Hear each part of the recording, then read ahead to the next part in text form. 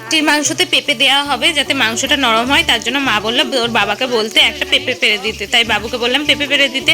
আর এদিকে দেখো চিকেন পকোড়া হবে বলে আমি চিকেনটাকে ম্যারিনেট করে মেখে দিয়েছি, আর এখানে খাসির মাংসটাও মা সমস্ত কিছু মশলা দিয়ে মেখে রেখেছে। আর হবে ফ্রাইড রাইস, তার জন্য বিনস, গাজর, ক্যাপসিকাম যা যা লাগে সব কিছু এখানে ভেজে রাখা হয়েছে। আর এখন মা করছে পোলট্রির মাংসটা, আগে পোলট্রির মাংস করবে তারপরে করবে খাসির মাংস। তো পোলট্রির মাংস আমি তো কষা খাবোই, তাই মাকে বলেছি আমার জন্য কিন্তু কষা তুলে রাখবো, ওটা ছাড়বো না।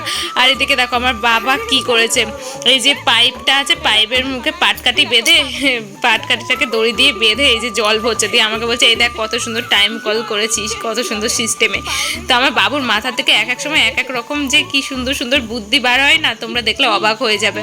তারপরে দেখো চলো আবার রান্নাঘরে যাই, এই পেঁপেটা মা বললো কেটে দিতে, তো এই পেঁপেটা আমি মাকে এখন কেটে দেবো।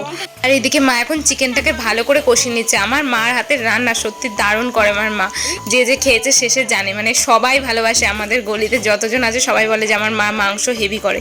তো এখানে দেখো রাইসটাকে ভিজিয়ে রেখেছে, আর ওই যে কালকে দই ছিল ওই দইটা নষ্ট হয়ে গেছে, এটা আর খাবো না।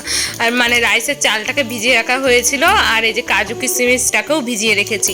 আর এখানে এখন মাংস কষা খাবো বলে দেখো নিয়ে নিয়েছি 3 পিস এখানে মাংস, তো এটা আমি এখন খাবো। আর তার সাথে খাসির মাংসও করেছিল মা, তাই আমাকে বললো 1 পিস টেস্ট করতে, যদিও আমার অতটা ভালো লাগে না খাসির মাংস, তাও আমি ওই 1 পিসই কষা টেস্ট করেছিলাম। তারপর ওইদিকে কটা বাসন দেখতে পেলে ওগুলো আমি মেজে রেখে দিয়েছি। তো মার অনেকটা দেরি হয়ে গেছিলো বলে মা বললো যে আমি স্নান করতে যাচ্ছি, তুই চিকেন পকোড়াগুলো ভেজে ফেল। তো মা রান্না বান্না হয়ে গেছে, দেখো রান্নাঘরটা মুছে টুছে গুছিয়ে পরিষ্কার করে রেখে দিয়েছি।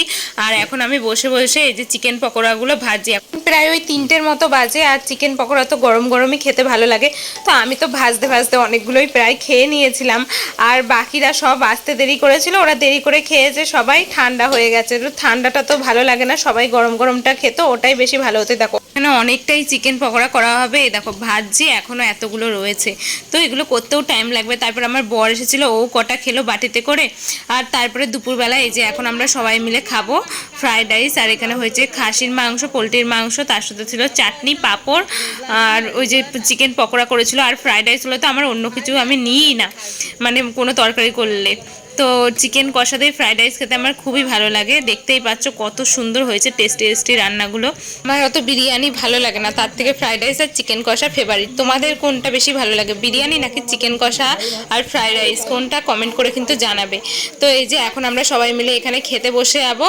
মা আজকে প্রচুর রেগে গেছে, আমার বর দই আর মিষ্টি এনেছে বলে, কারণ কালকের দই মিষ্টিগুলো এখনও রয়েছে ধরা, সেই তোমাদের দেখালাম না নষ্ট হয়ে গেছে, কালকে কেউ খায়নি, তার মধ্যে আবার আজকে নিয়ে চলে এসেছে। আর আমার মানে ঘরে মিষ্টি তেমন কেউ পছন্দ করে না, মিষ্টি খাওয়ার লোক নেই, আর মার আবার হাই সুগার তার মধ্যে, তো কে খাবে, ওর জন্যই নিয়ে এসছে বলে মা বকাবকি করছিল, বলছিল যে বারণ করেছি আনতে না মিষ্টি দই, তাও আজকে এনেছো, তো কে খাবে ওগুলো মনে হয়।